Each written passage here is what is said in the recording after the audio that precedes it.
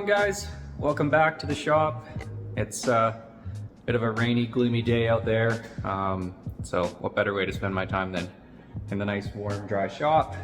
Yeah, we're standing in front of this because I wanted to just kind of mess around with it a little bit. Give it a little bit of love. As you can see, the Subaru is out in the rain. And I've got a little bit of room in here, so I'm gonna pull this thing out a bit. But you can see behind me, we've got a Skyline in here, which is kind of taking up some room. No, it's not mine, unfortunately, but it is kind of cool seeing it in here. But I don't know if you can get a perspective of how much space is in here. So there's 3 cars there, and then there's plenty of room here. I just worked on my dad's truck the other day in here, but yeah, there's a few odds and ends on this thing that I just want to play around with. I've got some big spacers, and I want to chuck the steel wheels back on it just to see how it looks, because it's been on the Hydras for a while now, so kind of getting bored of the look, even though it's not technically street legal at this point yet. I guess just a little bit of backstory on this car if you don't know or haven't been following me for that long. This thing got pulled off the road because it was unsafe and illegal. I'm not sure what they call it down in the States, but here in BC, they call it a vehicle inspection, a VI, and there's 3 tiers, which have like a little checkbox. There's a box 1, box 2, box 3. Box 1 is the most severe, and that means your plates get immediately pulled, and wherever you're sitting, the vehicle gets towed from that spot to a designated location, either your house or a shop or whatever. And for whatever reason, the cop decided to give this car a box 1, which is completely ridiculous. I've seen cars way more modified only get a box 2. Typically you get a box 2, which means you can drive the car home, remedy what issues were written on the ticket, and then take that to an inspection place and just get that checked over. But the box 1, they kind of really screw you over. And I think when they do the inspection, I'm not entirely sure, I think when they do the inspection for the box 1, they're more strict on what they look at. So there's a whole bunch of fiddly things on this, like the timing belt cover, or improper battery tie down, weird things like that they'll look at. So that's the reason this car is not on the road. It runs totally fine. It just has no exhaust. Just like all the cars in here, they all run. But yeah, just a few little things. I basically just need to put an exhaust on this car, and then it's legal. So yeah, that's about that. But yeah, today I just want to play around with it. I want to chuck these 25 mil spacers on and max out the camber of the BC coils, and throw the mirrors back on properly this time and not just use screws. But anyways, yeah, just want to sort of play around with this thing today.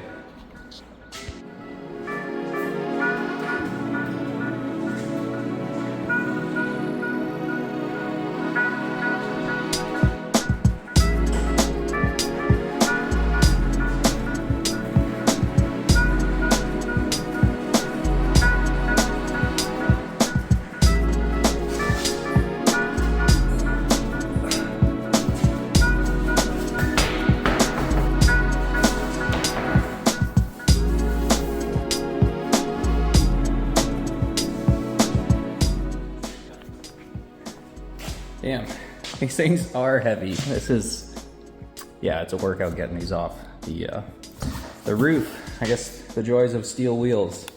But yeah, for those that aren't familiar, the specs on these, they're 16 by 10s. The rears are a -12 and the fronts were a 0. But I was running an 8 mil spacer just to clear the brakes. And I believe I'm running, I think these are 195 on this. Yeah, 195/50. And it's kind of funny just looking at these tires again. The cop that pulled me over said the wear on these was completely unsafe. But they still have the tire, they still have the nubs on them. Like, I think I've got like 1,000 kilometers on these tires. Ugh. Yeah, whatever. But yeah, I got these spacers off a buddy,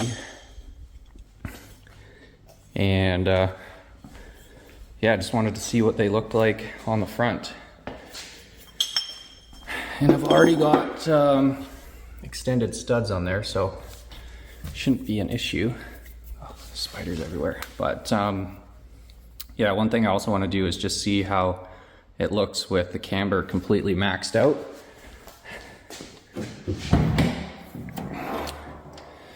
But to do that, I don't know, unless there's another way. You other Volvo guys have figured this out. You can't really adjust these without, you know, dropping down the strut or the coilover to get to that bolt there. But basically what I'm going to do is just move this bolt to this closer position and just push this back.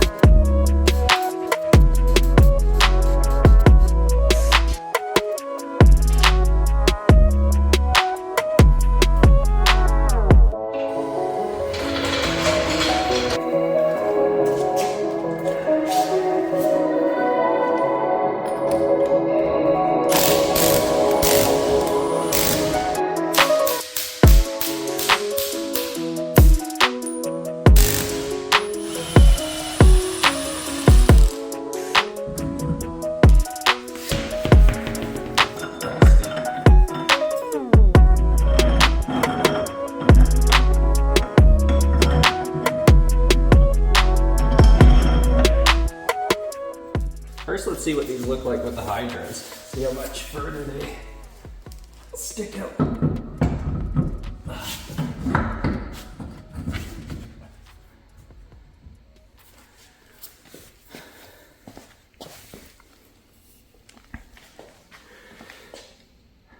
That's not too bad, honestly.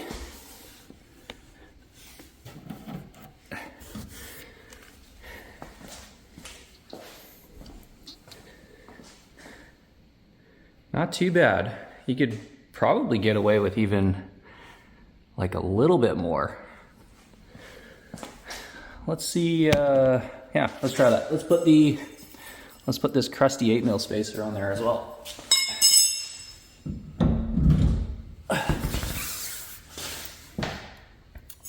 Although I'm definitely not saying that you should drive like that with two spacers like this. I don't think this is really all that safe. Just get the proper spacer.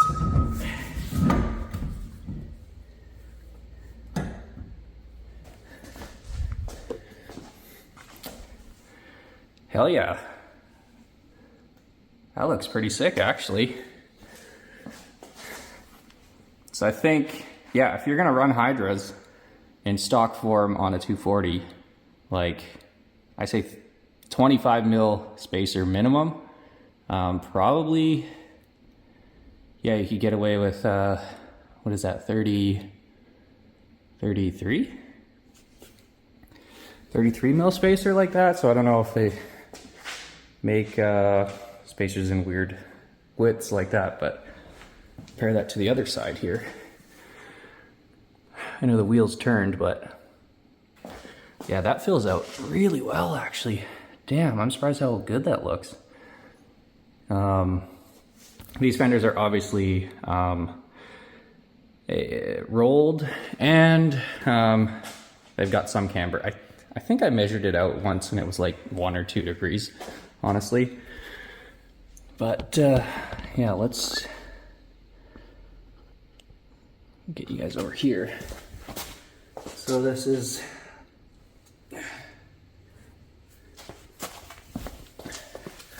how much further sunken in those are with just 8mm of spacer. But yeah, definitely need extended studs there for sure if you're gonna run that much spacer. But yeah, that actually looks pretty sick. So curious to see what it looks like with the 0 offset wheels.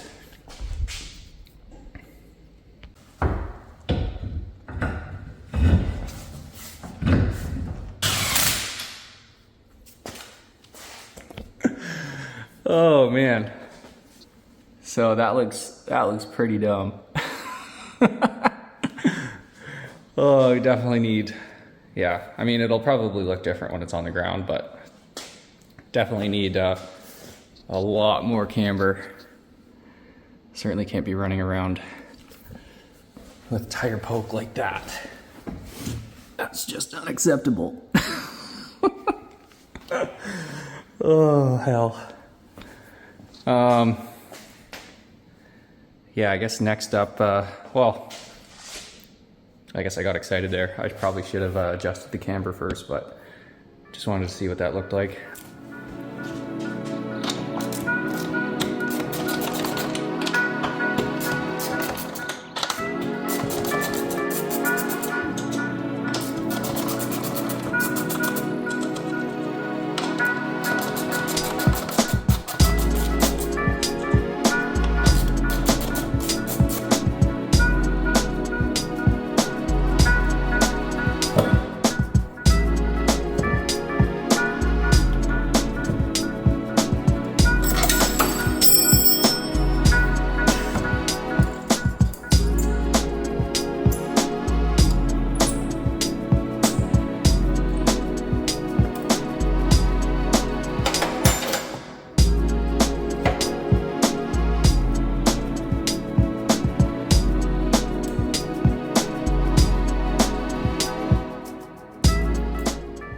So if you can see here what I mean, I just moved this cap screw closer to this one, so in theory, well, so we can move this further in. And you can see where the other one is there like that. I don't think there's any issue running it like that. I've got it like this on my Subaru. I just, discovered that you could do this recently, and it gave me a little bit of extra negative camber. So yeah, I mean, I don't know why they would put an extra hole in here if you weren't allowed to do that. So yeah, see if we can get this one out and moved over. It's a bit tight, but all right. So coilovers are fully maxed, negative camber. One thing I didn't totally sort of account for was how close that this adjuster would be to the opening here, but there is just a sliver of space there. So I think it's all right.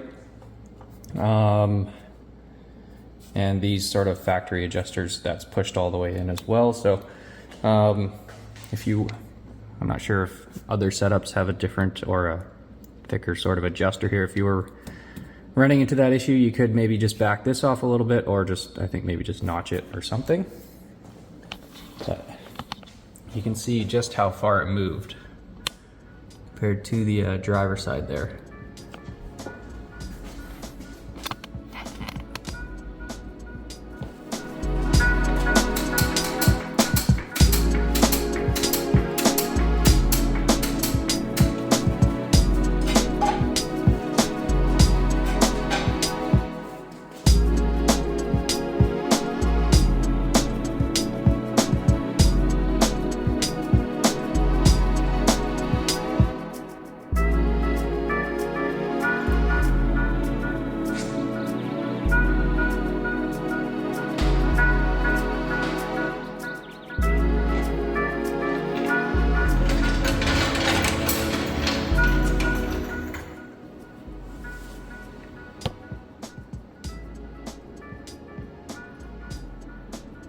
Yeah, if there's a way I could get a little bit more camber just to sort of get that, I don't know, sort of get the wheel in line with the, if it was more on this angle right here, if that makes sense. I think that would look pretty sick. But yeah, kind of limited here unless I start cutting this shock tower up. And I don't know if it's a feature or what, but it seems like the driver side has less adjustment than the passenger side. I think I vaguely remember hearing something or reading something about these cars only having enough adjustment to where you can't adjust them out of being safe, which kind of makes sense for Volvo at this time. Yeah, it seems like the passenger side has a lot more adjustment, so yeah, I'm not really too sure what the deal is with that. But anyways, I think that's it for messing with the wheels and tires.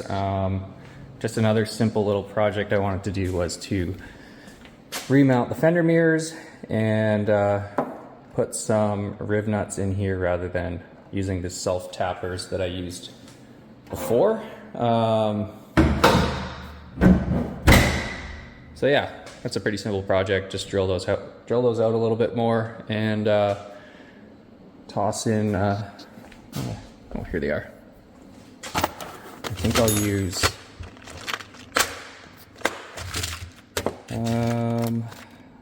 I'll use, M5s. Yeah, I think those are these guys here, but I'll just toss 4 of these in there.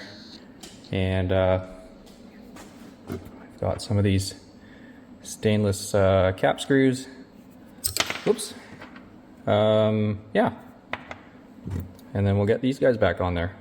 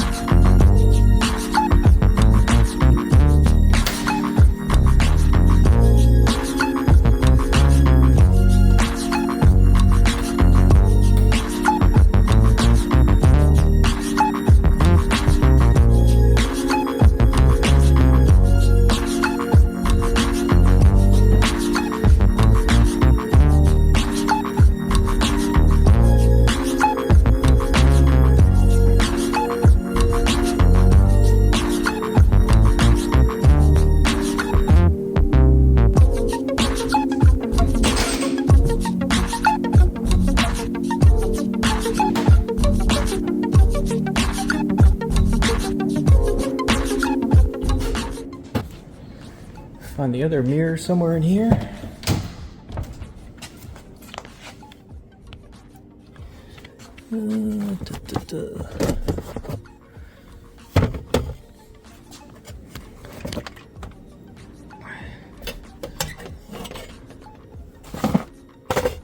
There we go.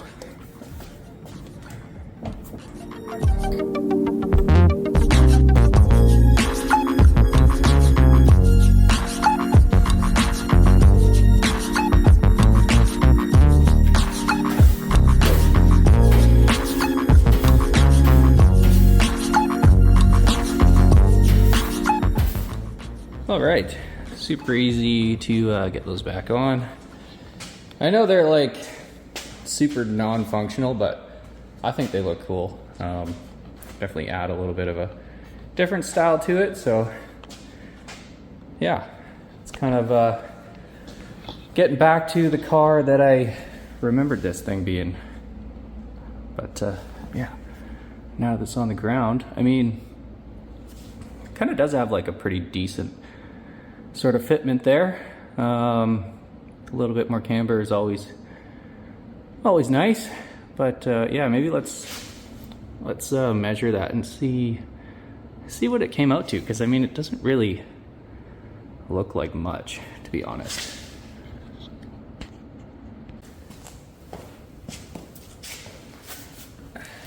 All right, drum roll, let's see what we're at. I don't know if you can read that, but that's a whopping 2.3 degrees. Not much at all. But yeah, if we could get a little bit more out of this, it would be kind of cool. But yeah, 2.3 degrees. Let's just call it 2 degrees.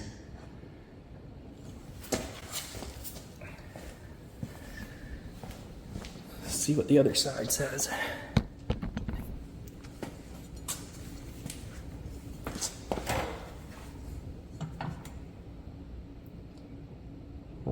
.6.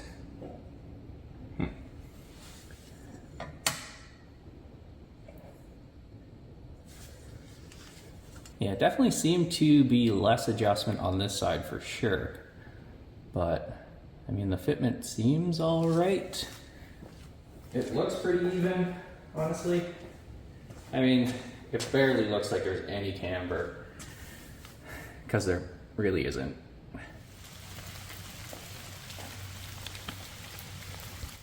Well guys, that's really all I had for today. Not too much exciting going on, but I do have a lot more parts coming for the Subaru, so stay tuned for that. But anyways, that's pretty much it for today, so thanks for watching.